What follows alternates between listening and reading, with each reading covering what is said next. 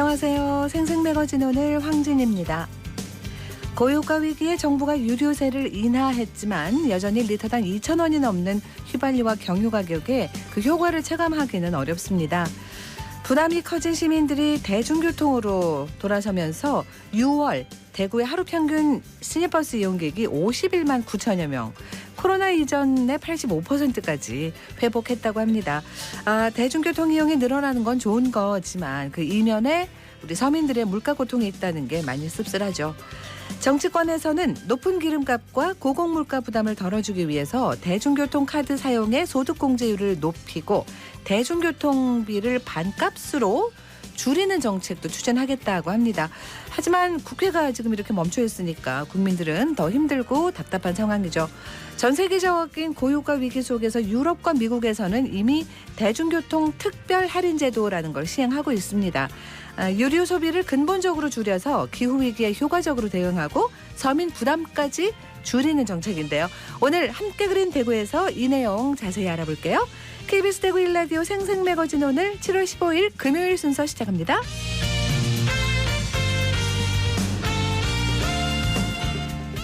생생매거진 오늘은 대구와 경북 지역민 모두가 함께하는 시사정보 프로그램입니다. 오늘도 청취자 여러분 곁에 한 걸음 더 가까이 다가갑니다. 안동, 포항, 울릉 연결해서 날씨와 소식부터 전해드립니다. 안동입니다. 경북 북부 지역 오늘 오전에는 구름 많은 가운데 꽤 선선한 날씨 보였는데 한낮에는 자외선 지수 매우 높아지겠고 예천 32도, 안동 31도까지 오르며 기온이 쑥쑥 오르겠습니다. 때문에 상층과 하층의 기온차가 커지면서 대기 불안정이 강해지겠는데요. 이로 인해 오후에는 소나기가 내리는 곳이 있겠습니다. 비의 양은 5에서 20mm 예상됩니다. 외출하실 때 우선 챙겨 나가시는 게 좋겠습니다. 제16회 청송사과축제가 오는 11월 3년 만에 온 오프라인에서 병행에 열립니다. 청송군이 어제 청송문화예술회관 소공연장에서 청송군 축제추진위원회 회의를 열고 청송사과축제 개최 시기와 주제, 추진 방향 등을 심의 의결한 건데요. 올해 청송사과축제는 가을철 대표 관광지인 주황산의 단풍 절정 시기와 청송사과의 최상의 맛을 선보일 수 있는 최적기에 맞춰 오는 11월 2일부터 6일까지 5일 동안 개최됩니다. 축제 주제는 엔데믹 전환에 따른 국민의 일상 회복과 지역 경기 부활을 기원하기 위해 황금진 청송사과, 세상을 밝히다로 결정했습니다. 또한 이번 축제는 대표 프로그램을 강화하고 온라인 축제 프로그램도 새롭게 개발해서 다시 대한민국 대표 축제의 위상을 확고히 다진다는 방침입니다. 안동에서 전해드렸습니다. 이어서 포항입니다. 비구름이 물러가면서 더위가 다시 심해졌습니다. 오늘도 많이 덥겠는데요. 특히 경주의 낮 최고 기온 34도로 어제보다 2도가량 더 높겠습니다. 오늘 오후에는 소나기가 지나겠습니다. 비의 양은 5에서 20mm가 예상되고요. 당분간 30도 안팎의 더위가 계속되겠고 비가 자주 내릴 전망입니다. 우산 잘 챙겨 다니시기 바랍니다. 경주시가 보행자 중심의 교통 환경을 조성합니다. 지능형 교통체계를 확대하고 스마트 횡단보도 시스템과 스마트 감응신호 시스템 등을 다음 달 말까지 도입할 계획인데요. 이 스마트 횡단보도는 바닥형 LED 램프를 설치해서 보행자 사고를 예방하는 시스템으로 운전자가 감속하도록 유도하고 보행자가 횡단을 끝나지 못한 경우에는 이를 자동으로 인지해서 보행 신호를 연장합니다. 또 보문 관광단지 내 횡단보도 4곳에 구축된 스마트 감응신호 시스템은 횡단보도를 건너려는 보행자가 있을 경우에만 신호를 부여해서 보행자들의 교통사고를 예방합니다. 경주시는 지능형 교통체계를 통해서 경주 지역 내 교통정체와 혼잡이 해소될 것으로 예상하고 있는데요. 앞으로 그 효과를 분석해서 유동인구와 차량 통행이 많은 지역부터 이 시스템을 순차적으로 확대해 나간다는 방침입니다. 지금까지 포항이었습니다. 이어서 울릉입니다. 울릉도와 독도의 하늘엔 구름이 많습니다. 현재 기온은 어제보다 1도 낮은 24도, 습도는 85%입니다. 동해중부 먼바다에는 동풍이 불면서 종일 1.5에서 2.5m의 물결을 일겠습니다. 오늘 여객선은 정상 운항합니다. 울릉도에서 지난 11일 어르신 생신상 차려드리기 행사가 열렸습니다. 해당 사업을 시행한 울릉읍 지역사회보장협의체는 지역의 복지 문제를 해결하기 위해 주민들이 구성한 단체인데요. 이들은 지난 2018년부터 1년에 2번씩 이웃 간의 왕래가 없는 어르신들과 건강이 좋지 않은 저소득 독거 주민들을 위해 생신상 차려드리기 사업을 시행하고 있습니다. 이날 행사에는 독거 주민 20명이 참석했는데요. 이들은 울릉도의 한 음식점의 후원을 받아 맛있는 음식을 함께 나누고 울릉도 아리랑과 색소폰 공연 등을 감상하며 함께 춤추고 노래도 부르며 즐거운 시간을 보냈습니다. 울릉읍 지역사회보장협의체 관계자는 앞으로도 지역사회의 보탬이 될 만한 사업을 꾸준히 시행함으로써 각박한 사회에 따뜻한 온정이 확산될 수 있도록 하겠다고 말했습니다. 지금까지 울릉이었습니다.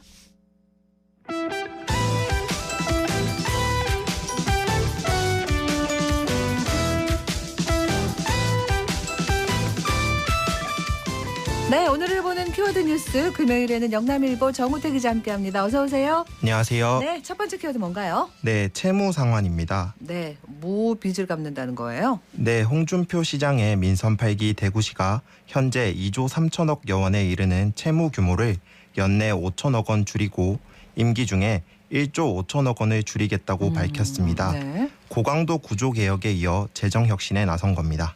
대구시 채무가 2조 원이 넘었다. 많이 늘었네요? 네, 몰랐는데. 지난 2016년 1조 6천억 원 규모에서 매년 가파르게 지자체 채무가 늘었는데요. 네. 2020년 코로나19 발생으로 감염병 대응을 위한 지출이 컸습니다. 네. 또 장기 미집행 그렇네요. 도심공원 보상 등에도 막대한 예산이 투입되면서 채무가 늘어난 것으로 분석됩니다. 그러니까 뭐 시의 예산이라는 게 이렇게 긴급한 상황이 있으면 또 써야 돼서 채무가 늘게 되고 또 뭐 이렇게 세수로 또 갚아 나가고 이러는 과정인 거 아니겠어요, 그죠? 네, 맞습니다. 그러니까 이제 막 수입이 무조건 많아서 막 그 없어야 된다 이렇게 개념을 어떻게 둬야 되는지 잘 모르겠는데 일단 그럼 지출을 줄인다는 거 아니에요? 네, 현재 큰 틀에서 보면 지출을 줄이는 게 맞는데요. 네. 기금 특별회계 폐지, 공유재산 매각, 지출 구조조정 시행을 추진할 계획입니다. 먼저 기금 특별회계 폐지로 올해 안에 2,500억 원을 확보할 예정인데요. 네. 기금과 특별회계는 특정한 목적의 사업을 추진하기 위해 운용하는 것인데 본래 취지와 다르거나 유사 또는 중복되는 사업으로 비효율성이 발생하고 있다는 것이 대구시의 설명입니다. 공유재산 매각 뭐 있는 거 팔고 지출 구조조정을 하겠다. 어떻게 하겠다는 거죠? 네, 공유재산 매각의 경우 기준가액 100억 원 이상인 건물과 토지 241건에 대해 전수조사하고 보존이 부적합한 경우 매각을 추진합니다. 또 선심성이나 관행적 지출을 제거하고 기존 투자사업 전반을 원점에서 재검토하는 등 지출 구조 조정을 단행할 방침입니다. 네. 대구시는 현재 19.4%에 이르는 채무 비율을 오는 2026년까지 한 자릿수로 낮춰 전국 특광역시 가운데 최저 수준을 달성하는 것이 목표라 밝혔습니다. 네. 이렇게 홍준표 대구시장 취임 이후에 이제 변화의 바람이 여기저기서 거셉니다. 이런 가운데 우려의 목소리는 없습니까? 네, 시민사회에서는 과도한 재정 축소로 부작용이 발생할 수 있다는 우려가 나오고 있습니다. 우리복지시민연합은 불필요한 예산은 당연히 축소 삭감해야 하지만 네. 짧고 과도한 재정 축소로 재정 목표만 줬다. 필요한 사업에 예산이 공급되지 않는 등 부작용이 일어날 수 있다고 지적했습니다. 또 공유재산 매각에 대해서는 투명한 자료 공개가 필요하다는 입장입니다. 그렇습니다. 부작용은 최소화하면서 가야죠. 앞으로 더 지켜보겠습니다. 다음 키워드는요? 네, 독직 폭행입니다. 네, 독직 폭행이라는 게 이게 이제 그러니까 내가 가진 지위를 남용해서 폭행하거나 가혹행위 하는 거 이거 말하는 거죠. 네, 맞습니다. 대구 강북경찰서 소속 경찰들이 독직 폭행, 불법 체포를 했다는 혐의로 불구속 기소돼 논란이 커지고 있습니다. 네. 경찰관 5명이 한꺼번에 재판이 넘겨진 일 자체가 이례적인데요. 다음 달 19일 첫 공판 기일을 앞두고 경찰이 변호인을 선임하는 등 적극적인 방어에 나서고 있습니다. 그러니까 이제 체포하는 과정에 어떤 불법이 있었다 뭐 이런 얘기인 것 같은데 이게 어떤 사건이었어요? 네, 대구 경찰은 지난 5월 25일 경남 김해 한 호텔에서 마약 판매 및 불법 체류 혐의로 수사해오던 외국인 3명을 체포했습니다. 네. 이 과정에서 용의자 신체 부위를 다치게 했고 상해를 입힌 혐의를 받고 있습니다. 문제는 체포 이전에 경찰이 체포 압수수색 영장을 청구했지만 네. 검찰은 수사 보완을 요구하며 이를 기각했다는 점입니다. 이 때문에 현행범 체포가 적법하지 않다고 보고 있는 겁니다. 아이고 이게 중간에 상황이 좀 복잡하네요. 그러니까 검찰은 영장을 기각했고 그 상태에서 경찰이 체포를 한 거잖아요. 그죠? 용의자를. 네. 그러면은 이게 혐의가 밝혀진 거예요? 네, 대구지검은 구속을 유지할 정도의 적법 증거가 없다는 것으로 판단해 지난달 8일 체포됐던 피의자들을 출입국 관리소 사무소에 인계했습니다. 검찰 측은 당시 증거는 A씨 등으로부터 마약을 구했다는 진술밖에 없었고 외국인에 대한 경찰 수사 과정에서 벌어진 반인권적 범죄라며 압수수색도 진행했습니다. 이게 이렇게만 보면 이제 경찰의 잘못이 큰가 보다 이렇게 생각되는데 이면에 여러 가지 것들이 있을 수 있겠습니다. 네, 그렇지만 석방된 피의자 중 한 명이 최근 대전지검에서 구속되면서 논란이 재점화됐습니다. 네네. 이에 대해 경찰은 자신들이 수사를 통해 확보한 정보를 이용해 마약 사범을 구속한 것이라 주장하고 있는데요. 검찰 쪽에서요? 예, 경찰 했다는 거죠? 쪽에서요. 네. 경찰 쪽이 주장하는 거죠? 네, 맞습니다. 네네네. 이에 대해 대구지검은 강북서가 조사한 것은 마약 판매 혐의였고 대전지검의 구속 사유는 마약 밀수 혐의라며 차이가 있다는 입장입니다. 네. 양측의 의견이 팽팽하게 맞서고 있어 다음 달 시작되는 법적 공방에도 관심이 쏠릴 것으로 예상됩니다. 알겠습니다. 세 번째 키워드는요? 네, 깔따구 유충입니다. 깔따구 이거 되게 수질 안 좋은 데 있는 빨간색 뭐 유충 이런 거 아니에요? 네, 맞습니다. 듣기만 해도 겁납니다. 뭐 대구 수돗물에 문제가 있다는 얘기예요? 달성 매곡 정수장 인근에서 깔따구 유충을 발견했다는 주장이 제기됐습니다. 대구 환경운동연합에 따르면 지난 13일 매곡 취수장 건너 낙동강에서 15분 동안 20개체가 넘는 붉은 깔따구 유충이 채집됐습니다. 네네. 이 유충은 4급수 지표생물로 4급수는 식수로 사용할 수 없는 물에 해당합니다. 근데 정수장 근처에서 발견했다고 그러잖아요. 걱정인데 대구시 얘기는 들어보셨나요? 네, 대구 상수도사업본부는 인근에 유충이 발견된 것을 인지하고 있지만 매곡 정수장의 경우 고도 정수 과정을 거치고 있어 환경단체가 지적하는 것처럼 수질이 낮은 물이 시민들에게 공급되는 일은 없다며 반박했습니다. 사업본부 측은 환경단체가 유충을 발견한 장소는 정수장 내부가 아닌 인근이라는 점을 지적했고 네네. 소독과 살균, 여과 장치가 정상 작동하고 있어 정수장에서 유충이 발견될 가능성이 낮다고 주장했습니다. 그러니까 인근이라는 단어에 어떻게 반응하고 판단하느냐의 차이인 것 같습니다. 전문가들 얘기도 좀 들어봐야겠네요. 네, 환경공학 전문가들 의견에 따르면 물고기 먹이의 상당수가 깔따구이고 하천 등에서 발견이 되더라도 크게 우려하지 않아도 된다고 하면서도 정수 처리 과정에서 제거가 이루어져야 한다고 주장합니다. 정수 처리 과정만 제대로 작동한다면 미생물 제거가 가능하다는 건데요. 유충 존재 여부보다는 운영되고 있는 정수 처리 시스템을 발전시키고 깨끗한 원수 확보를 고민하는 것이 바람직하다고 조언합니다. 아휴, 먹는 물 걱정 언제쯤 안 하게 될까 싶습니다. 다음 키워드는요? 네, 거점 항공사입니다. 예, 이거 티웨이 항공사가 안 그래도 대구 이전한다고 뭐 그렇게 했는데 다른 소식인가 봐요. 네, 이번에는 경북 소식입니다. 네. 경북도가 개항이 3년 앞으로 다가온 울릉공항 개항에 맞춰 공항 활성화를 위한 거점 항공사 설립을 검토하고 있습니다. 경북도 차원의 항공사를 그럼 만들겠다는 건가요? 네, 경북도는 최근 경북도 의회에 추경 예산안을 제출하면서 지역 항공사 설립 타당성 연구 용역비로 1억 5천만 원을 편성했습니다. 용역 과제는 도내 항공 여건과 항공 수요 분석을 통한 수요 증대 방안 마련, 해외 지역 항공사 설립 및 운영 현황, 지역 항공 운송사 수지 분석 및 설립 타당성 검토 등입니다. 울릉공항 기반의 항공사라는 게 이게 타당성이 있나 싶은 생각이 순간 듭니다. 네, 경북도는 오는 2025년 개항 예정인 울릉공항 활성화를 위해 고심하고 있습니다. 최근 국토부는 국내 저가 항공사를 대상으로 울릉공항 취향 여부를 조사했는데 업체 대부분이 난색을 표한 것으로 전해졌습니다. 네. 수익성이 네. 불투명하다는 이유 때문인데요. 네. 기존 설계대로 건설이 이뤄질 경우 울릉공항에는 50인승 이하 소형 항공기만 이착륙 가능합니다. 또 악천후 등으로 정기 운항이 쉽지 않을 것이라는 리스크도 안고 있습니다. 네, 오늘 시간이 다 돼서 여기서 마무리해야 되겠습니다. 수고하셨습니다. 고맙습니다. 네, 감사합니다. 네, 오늘 본 키워드 뉴스 금요일엔 영남일보 정우택 기자와 함께했습니다.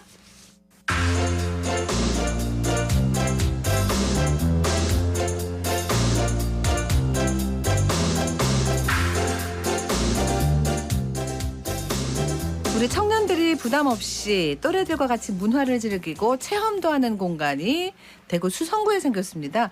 문화 거점 공간이라는 걸 선정해서 이제 운영을 하는데요. 안세진 리포터가 취재해왔습니다. 세진 씨 어서 오세요. 네, 안녕하세요. 네. 수성구와 수성구 청년센터는 동네 청년 활동존을 지정했는데요. 네. 7월부터 총 4곳이 운영되고 있습니다. 오카리나 연주, 보컬, 목공, 베이킹을 배울 수 있는데요. 공간에 따라서 1일 체험으로 진행하는 수업도 있고 4주간 진행하는 프로그램도 있더라고요. 네. 저는 오카리나 수업을 하고 있는 수성로의 활동존을 찾았는데요. 현장 소리와 함께 참여한 청년들의 얘기 들어보시죠. 그러니까 오카리나의 뜻은 오카는 이제 거위, 리나는 작은이라는 뜻으로 얘는 이제 작은 거위라는 뜻이에요. 보시면은 거위 같이 생겼죠. 보면은 악기 이렇게 한번 잡아볼까요? 그쵸. 앞에 작은 구멍은 막지 마시고 이렇게 잡으면 이게 오카리나의 도입니다. 여기서 밑에서부터 하나씩 떼서 올라가 볼게요.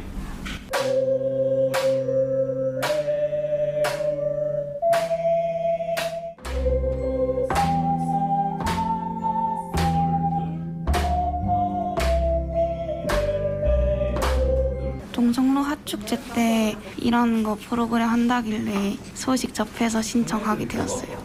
동네 청년들 많이 알게 되고 친구 사귀면 좋을 것 같아요. 수성구 일대에서도 그 현수막 걸린 것도 봤고, 그다음에 홈페이지에서 동네 청년 활동존으로 그걸 홍보를 해가지고 그렇게 알게 되었습니다. 청년들이 그 오카리나를 하면서 문화 교류를 하는 게 너무 좋습니다. 이런 게 많이 없는데 좀 많이 활성화돼서 홍보가 되었으면 좋겠고, 악기 이런 것도 배울 수 있는 게 너무 좋은 것 같습니다. 청년센터에 들어갔는데 하고 있어가지고 악기 연주 좀 해보고 싶어서 지원했어요. 같은 활동하면서 좀 교류도 하고 싶고요. 악기 배워서 잘 좋아하게 된다면 취미로 하고 싶은 마음이 있어요. 네. 악기도 배우고 또 또래 친구들도 만나고 좋은 점들이 많아요. 네, 참여한 청년들도 프로그램을 통한 만남이 청년들 간 문화 교류로까지 이어지기를 기대하고 있었는데요. 네. 특히 악기 연주와 같은 수업들은 여러 회차로 진행되는 만큼 더욱 자주 볼 수 있고 프로그램을 통해서 같은 취미도 공유하게 되니까 더 쉽게 친해질 수 있겠더라고요. 수업을 진행한 조지원 강사와 얘기 나눠봤습니다. 이제 저희가 생활음악 악기이고 취미 악기이기 때문에 이제 연세가 많으신 분들이 많이 배우러 오세요. 근데 이제 또 어린 분들 또는 이제 학생분들이 배우러 오는 경우는 많이 없기 때문에 저희가 동네 청년 활동존이라는 걸 지정을 해서 동네 청년들 이제 좀 젊은 분들이 오셔가지고 같이 수업을 해보면 어떨까 싶어서 지원하게 되었습니다. 다른 곳에 이렇게 수업을 들어보면 이제 기본적인 운지법과 또는 이제 악기를 연주하는 방법에 대해서만 많이 소개를 해드리고 알려드리는데, 이제 저희 쪽에서는 악기에 대한 뭐 유래부터 시작해서 음악의 기초적인 강의까지 함께 겸하고 있기 때문에 심도 있는 과정으로 이렇게 수업을 받을 수 있습니다. 일단은 이게 수성구 청년센터라는 이제 센터를 통해서 이렇게 수업을 진행하는 거기 때문에 청년들에게 무료로 악기 제공도 해드리고 있고, 기본적인 동요를 이렇게 연주할 수 있도록 악기에 대한 설명 그리고 연습하는 방법까지 이렇게 설명을 드리고 있습니다.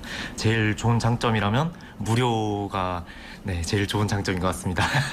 그리고 이제 이렇게 배우러 오시는 청년분들, 이제 또 처음 뵙는 분들인데 이렇게 오카리나라는 악기를 통해서 이제 청년분들끼리 같이 교류를 할 수 있는 그런 교류의 장이 될 수 있다는 장점이 또 있을 것 같습니다. 네, 이곳이 동네 청년 활동존이라고 하셨잖아요. 그러니까 여기가 무료로 모든 배우는 것도 무료, 뭘 이용하는 것도 무료인가 본데 되게 좋겠습니다. 그냥 가면 돼요? 어떻게 이용하면 돼요? 네, 이곳 동네 청년 활동존의 수업은 재료비를 포함해서 모두 무료로 진행되고 있어서 비용 걱정 없이도 무료 체험, 문화 체험을 즐기실 수 있고요. 수성구 청년센터 홈페이지에서 선착순으로 신청을 통해 수업을 들을 수 있습니다. 네. 8월 수업 신청도 이달 중으로 열린다고 하니까요. 다음 수업을 들어보고 싶은 분들은 신청해 보셔도 좋을 것 같습니다. 수성구 청년센터 김유진 센터장과 최민열 팀장을 통해 동네 청년 활동존에 대한 자세한 얘기 들어보시죠. 저희 청년센터는 센터를 중심으로 해서 수성구 안의 다양한 청년 공간을 수성구 청년센터의 거점 공간으로 지정하여 보다 많은 청년분들의 활동 영역을 넓히고 다양한 문화활동을 지원하여서 청년 네트워크를 활성화하기 위해 동네 청년 커뮤니티라는 사업을 기획하게 되었습니다. 수성구 지역에서 청년 활동 프로그램 운영을 희망하는 청년 공간을 먼저 모집하였고요. 권역별로 총 4개의 공간을 수성구 청년센터 동네 활동 존으로 하여 이와 같이 다양한 프로그램을 운영하고 있습니다. 프로그램 신청은 수성구 청년센터 홈페이지를 통해 신청해 주시면 되는데 인기 있는 프로그램 같은 경우에는 하루 이틀 만에 신청이 마감될 정도로 경쟁률이 치열한데요. 프로그램별로 한정된 인원이 있어 선착순으로 신청대를 받고 있습니다. 동네 청년 활동존의 다양한 프로그램 운영을 통해서 청년 여러분의 교류가 더욱 활발해지고 아울러 지역의 청년 공간이 문화 거점 공간으로 자리매김하게 되길 바라고 있습니다. 청년 여러분들께서 흥미를 가질 수 있을 만한 다채로운 활동을 지원해드리고 있으니까 저희 수성구 청년센터 동네 청년 활동존에 많은 관심과 참여 부탁드립니다. 네. 동네 청년 활동존의 프로그램들은 10월까지 계속해서 만나볼 수 있으니까요. 수성구 동네 청년 활동존을 통해서 청년들이 다양한 문화체험도 즐기고 청년들 간 교류도 하고 가시면 좋겠습니다. 그래요. 잘 들었습니다. 네, 고맙습니다. 안세진 리포터였습니다.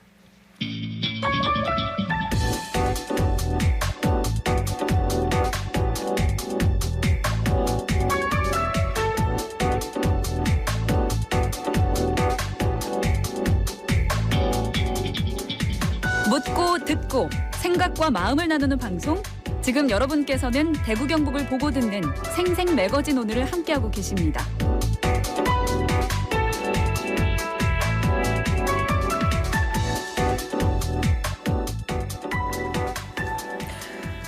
환경하는 대구, 환경하는 시민으로 가기 위해서 우리 공부하는 시간이죠. 함께 그린 대구, 대구 지속가능발전협의회 오용석 사무처장과 함께합니다. 어서 오세요. 네, 안녕하세요. 자, 오늘 저희가 시작하면서 했던 얘기가 이제 대중교통 얘기고 이거 네. 뭔가 시민들에게 뭔가 좀 이렇게 혜택이나 지원 이런 게 있나 이런 얘기를 했어요. 그 얘기 네. 오늘 준비하신 거죠? 네, 오늘은 대중교통 말씀하셨던 그 관련해서 좀 얘기를 나눠보려고 하는데요. 네. 지난 6월 8일 날 유럽 의회에서는 2035년 신규 내연기관 자동차 판매 금지를 요구하는 의회 입장을 본회의 표결에서 확정을 했는데요. 네. 최근 고유가로 자동차 운전을 부담스러워하시는 분들이 많은 그럼요. 것 같습니다. 네. 독일에서도 마찬가지 상황인데 최근에 9유로 티켓 실험이 좋은 반응을 얻고 있고요. 대구시 8기 민선공약에서도 대중교통 효율화 그리고 마스 그러니까 통합교통 시스템을 구축하겠다는 이야기를 하고 있는데요. 네. 탄소 중립 이행을 하는 데 있어서 가장 중요한 분야 중에 하나가 교통이고 그렇습니다. 핵심은 자동차가 아닌 대중교통과 다양한 교통수단을 통합적으로 연계되도록 그렇습니다. 만드는 것이 중요합니다. 유럽의 아까 독일 9유로 티켓 실험이라는 게 있다고 하는데 이게 한 1,200-300원 정도 가지고 뭘 한다는 얘기인가 봐요. 맞습니다. 궁금하고 또 대구의 시스템 MAAS 마스라고 하는 건데요. 요것도 막 대문자 소문자가 섞여가지고 무슨 뜻인가 궁금하기도 합니다. 네. 유럽의회가 2035년 신규 내연기관 자동차 판매 금지를 의결했다. 그러니까 지금처럼 그 기름 넣고 타는 차 안 만들겠다는 거죠. 맞습니다. 못 한다는 거죠. 판매 안 한다는 거니까. 네네. 그 유럽에서는 2035년부터는 금방 얘기하신 휘발유차, 경유차 같은 신규 내연기관 자동차를 판매할 수 없다는 얘기입니다. 네. 2018년에 IPCC가 지구온난화 1.5도 특별 보고서를 채택을 했는데요. 네. 여기서 2030년까지 온실가스 배출량을 절반으로 줄이기 위해서 가장 시급하게 해야 될 일을 두 가지 제안을 한 게 있는데요. 네. 그 중에 하나가 최대한 빠르게 내연기관 자동차를 퇴출시켜야 한다는 것입니다. 네. 개별 국가 차원에서는 이미 시행하고 있는 지역들이 있는데요. 노르웨이가 2025년, 스웨덴, 덴마크, 네덜란드 등은 2030년부터 내연기관 자동차 판매 금지를 선언하기도 했습니다. 네.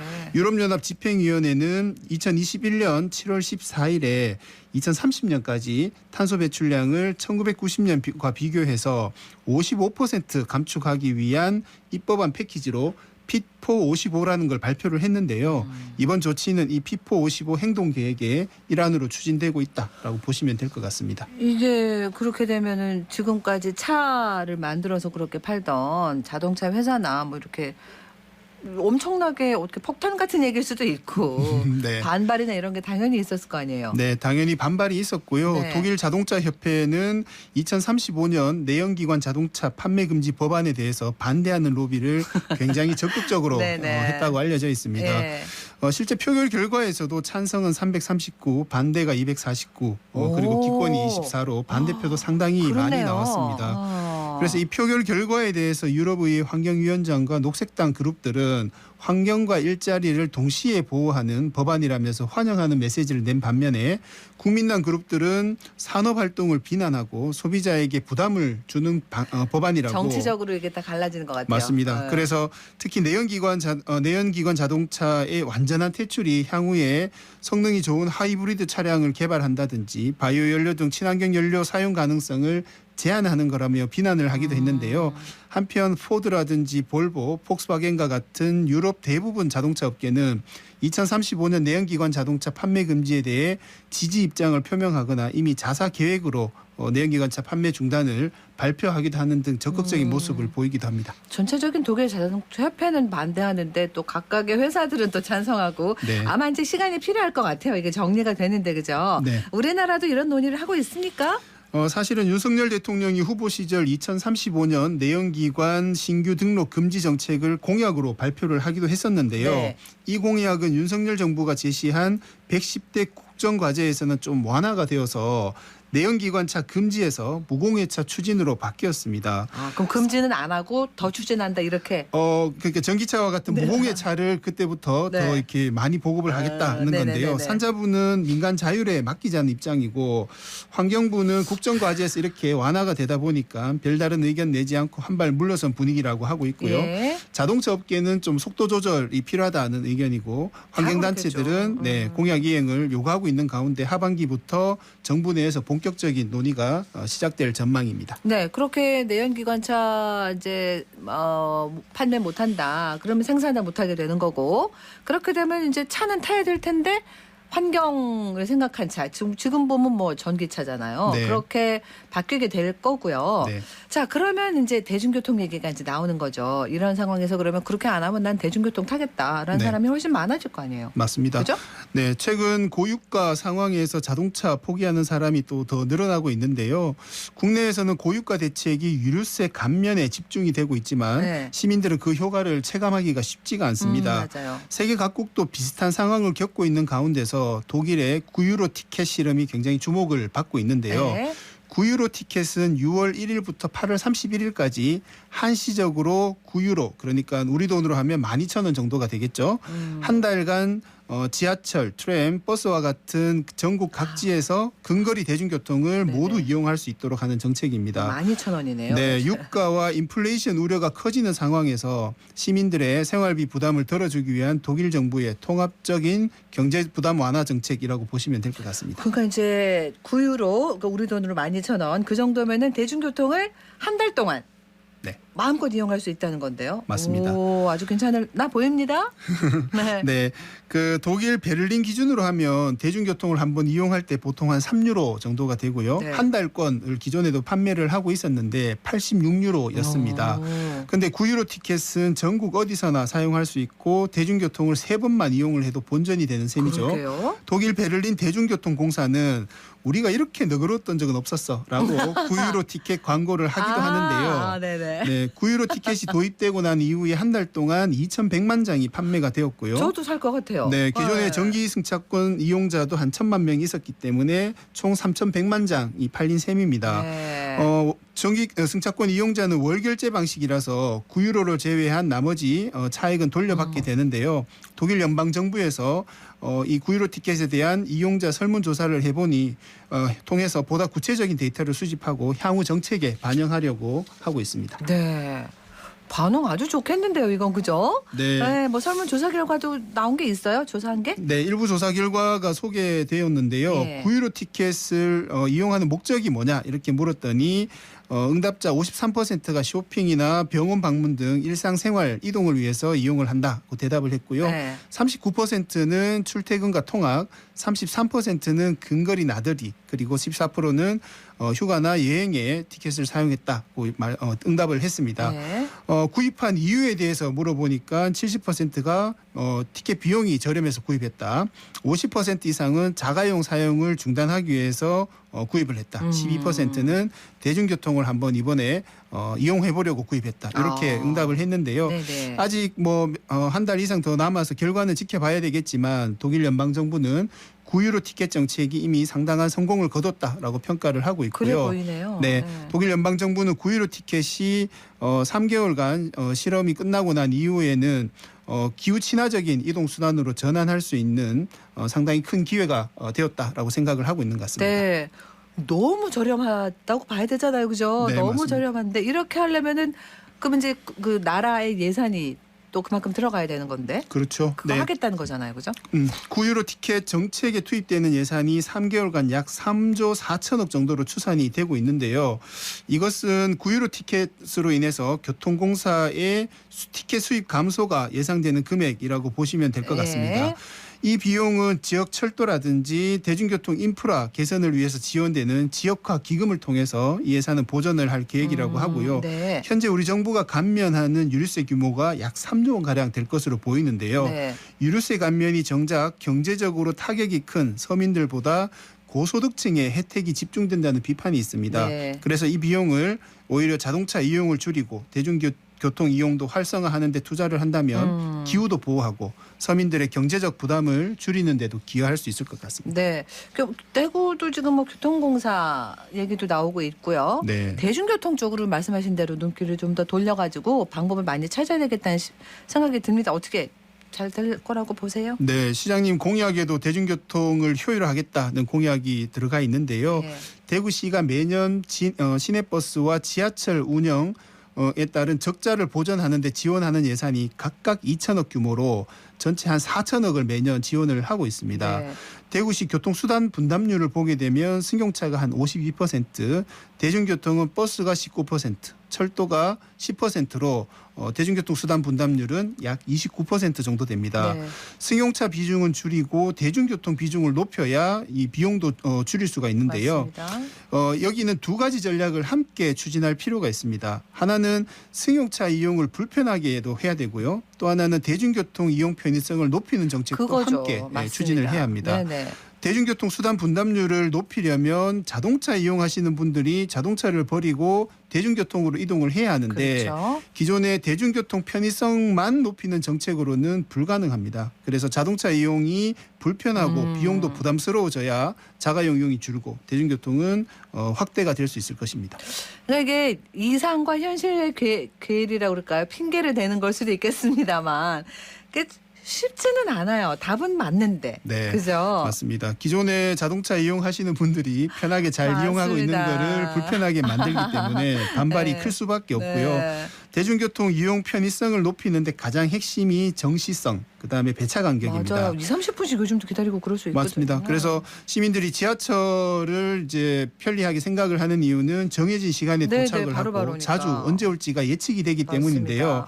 시내버스의 정시성을 높이는 가장 좋은 방법은 시내버스가 교통체증에 막히지 않고 이동할 수 있는 전용 공간을 제공을 하는 겁니다. 네.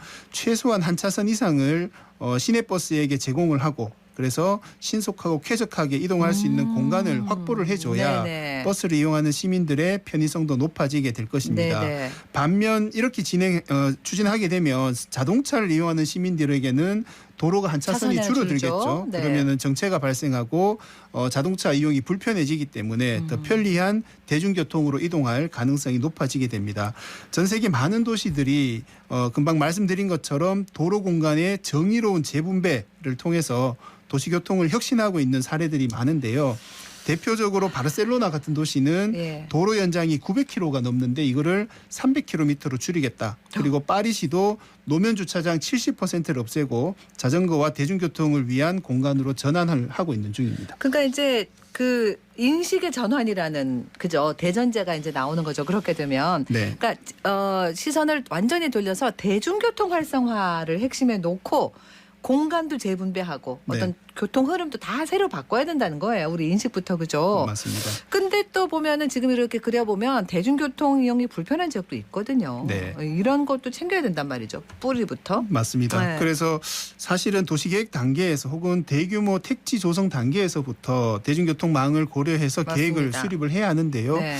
대구는 아직 그런 부분에 대한 고려는 좀 부족한 상황입니다. 그래서 대중교통뿐만 아니라 보행, 자전거, 공유교통수단 등 다양한 교통수단을 통합적으로 연계하는 마스 시스템이 필요하다는 얘기를 하고 있습니다. 네. 이 용어가 조금 어려운데요. 마스는 모빌리티 에저 서비스를 줄인 말인데 개인이 소유한 자동차를 제외한 다양한 이동수단의 통합적인 운영 체계를 말합니다. 네. 예를 들어서 저희 집에서 버스 운전까지 걸어가기에 너무 멀다면 네. 제가 전동 킥보드나 자전거를 타고 가고 네. 그다음 버스로 환승을 하고 환승 시의 요금은 통합되어 있어서 추가 비용을 부담하지 않도록 네네네. 하게 되는 거죠. 네. 이런 식으로 통합교통 체계를 구축을 하게 되면 여러 교통수단들을 다양하게 안전하게 이용할 수 있도록 맞습니다. 도로 공간을 확보하고 제공하는 것이 중요한 관건이 됩니다. 이렇게 가려면 시간 걸리겠지만 그래도 빨리 시작해야 된다고 봅니다. 네. 오늘 말씀 잘 들었습니다. 고맙습니다. 고맙습니다. 함께 그린 대구 지속가능발전협의회 오용석 사무처장과 함께했습니다.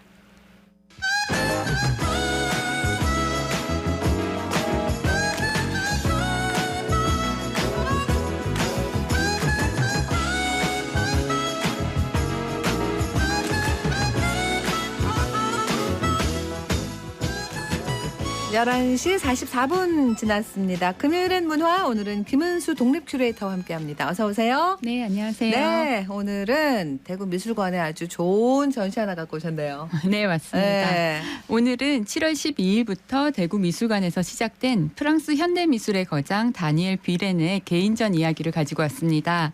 이번 전시는 국내 국공립미술관으로는 최초로 개최하는 다니엘 비렌의 개인전입니다. 네. 원래 2020년에 계획돼 있었는데 코로나19 팬데믹으로 연기되다가 올해 열리게 됐는데요. 현대미술 거장의 전시를 멀리 가지 않고 가까운 우리 지역에서 볼 수 있게 되어 너무 좋은 기회입니다. 네, 그 다니엘 비렌 와가지고 인터뷰 이런 것도 했어요. 네, 맞습니다. 네, 그래서 아마 많은 분들이 가셨을 텐데. 네. 1938년 블론뉴 밀랑쿠르에서 태어나 살고 인시튜로 작업하다라는 문장으로 언제나 다니엘 비렌은 자신의 소개글을 시작하는데요. 네. 되게 글을 쓸 때 첫 문장에서 가장 많은 고민을 하게 되잖아요. 그렇죠. 자기 소개글을 항상 이 문장으로 시작한다면 자신을 나타내는 핵심 단어가 담겨 있는 거겠죠. 이 문장에서 황진 아나운서는 중요한 단어가 뭔 것 같으세요? 근데 모르지만 그 인시튜라는 이 단어가 뭔가가 있겠네. 이거로 작업을 한다고 하니까. 네, 그죠? 역시 핵심을 잘 짚어주시네요. 네. 인시튜. 그가 고안해낸 개념인데요. 네. 인시튜는 본래의 장소에 원 위치에라는 의미의 라틴어입니다. 20세기 초 고고학자들이 주위의 맥락과 유기적인 관계를 가지는 사물을 가리키던 용어로 미술에서는 다니엘 비렌의 작업을 통해 본격적으로 사용되기 시작했습니다. 네. 다니엘 비렌은 인시튜를 특정 장소를 위한 혹은 그 공간에 특화된 미술을 가리키는 의미로 사용하는데요. 작품을 전시하는 전통적이고 일반적인 방식과는 달리 인시튜는 공간과 작품이 상호작용하는 작업이라 할 수 있습니다. 각 공간의 특성을 작품이 만들어내고 그렇게 만들어진 작품이 공간에 생명을 불어넣는 거죠. 이거는 가서 보셔야 돼요. 그래야 네, 이 맞아요. 느낌이 딱 옵니다. 네. 근데 보통 미술관이나 이제 갤러리 뭐 같은 말인데 그 공간에 작품을 전시할 때는 이렇게 왜 사실은 디자인이나 설치가 이게 그 되게 중요하잖아요. 회화 같은 경우도 맞아요. 배치를 어떻게 하느냐 이런 거. 네네. 그런데 다니엘 비렌은 그냥 그 작품이 설치되는 그 장소 자체를 그럼 어떻게 작품에 뭐 하나를 이렇게 같이 이렇게 한다 뭐 이런 얘기인가 봐요. 네네. 장소를 이제 작품에 함께 끌어들여서 작품으로 만드는 건데요. 네네.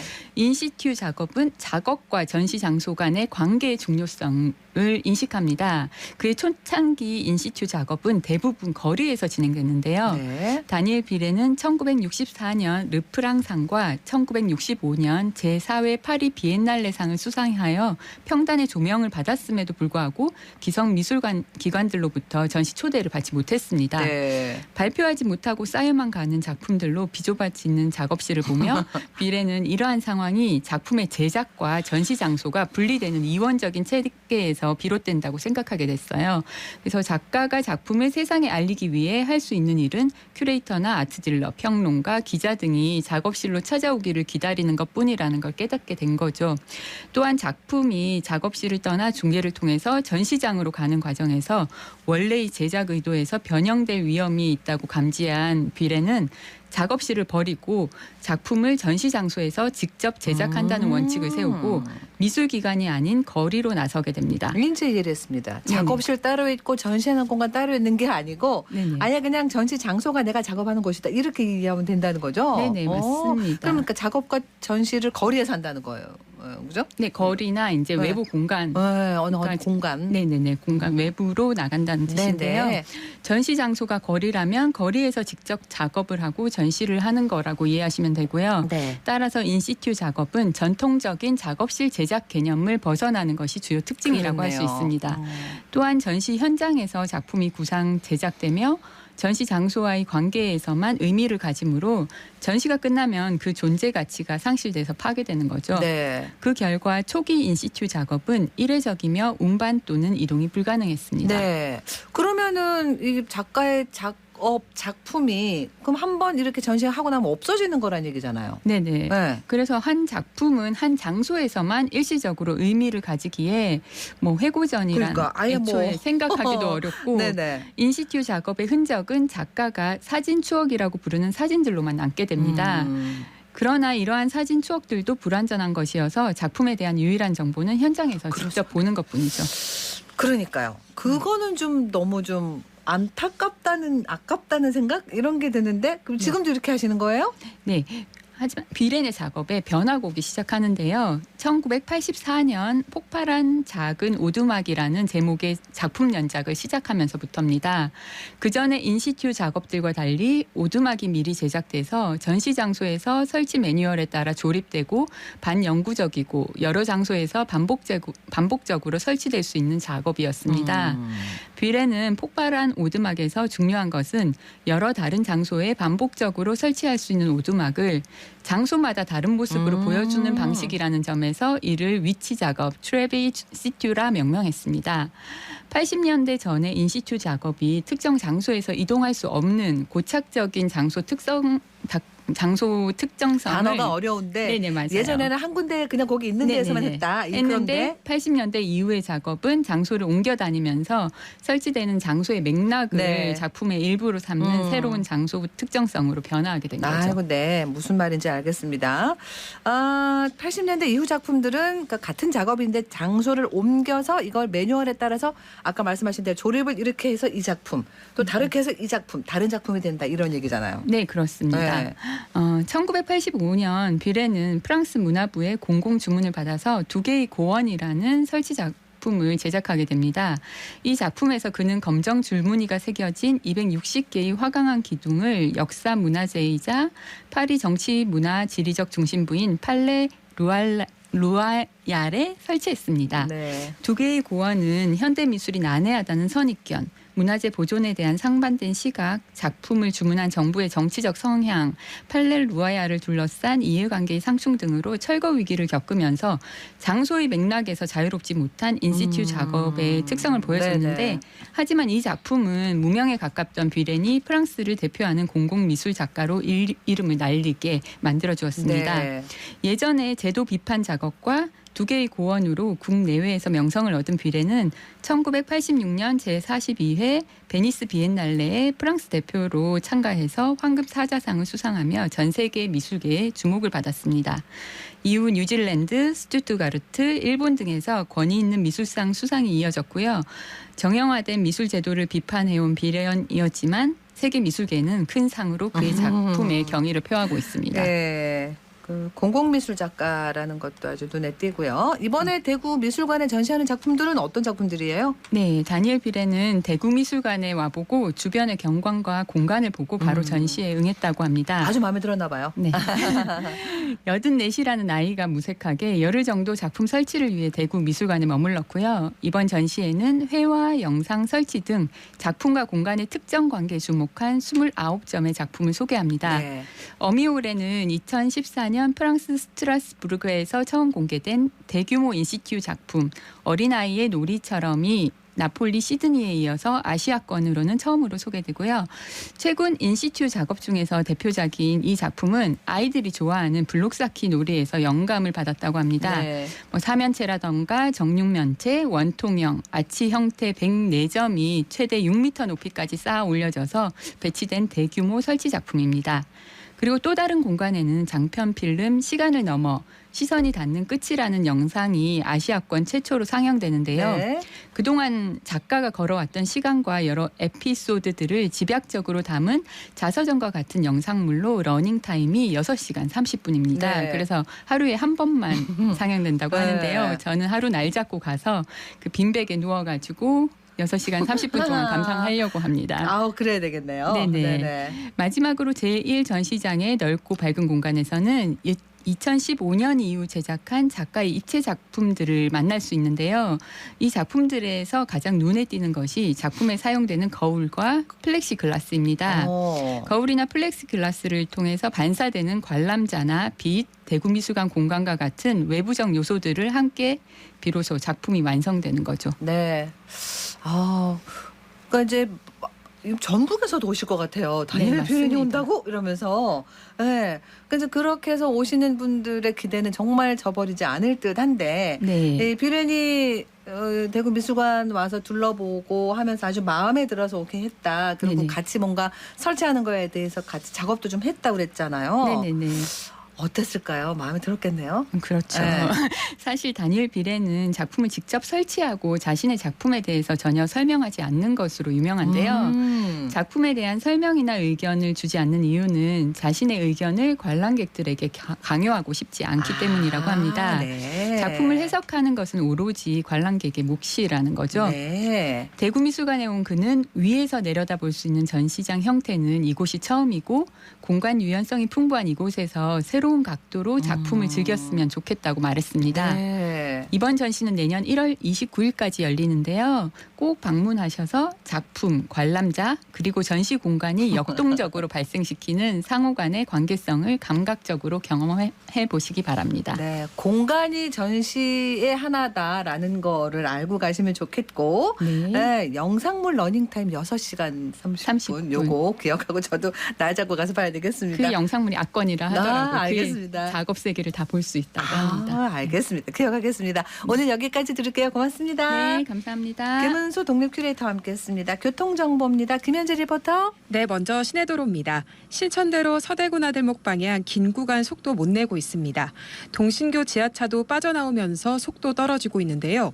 칠성고가차도 쪽으로도 지나기 어렵습니다. 이후로도 경대교 지하차도에서 성북교까지도 교통량 몰리고 있습니다. 반대 상동교 방향은 비교적 흐름 원활한데요. 동신교 지하차도에서 칠성고가차도까지 차량 서행하고 있습니다.